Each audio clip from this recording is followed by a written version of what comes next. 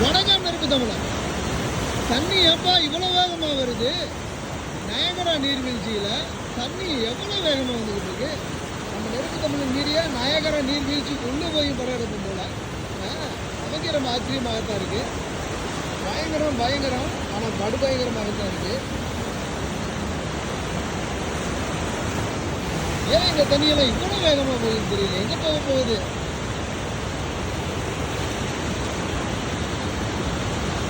படுவேகத்தோடு பயங்கரமாக போய்கிட்டு இருக்கு. மைனாக்கள்லாம் பறக்குது.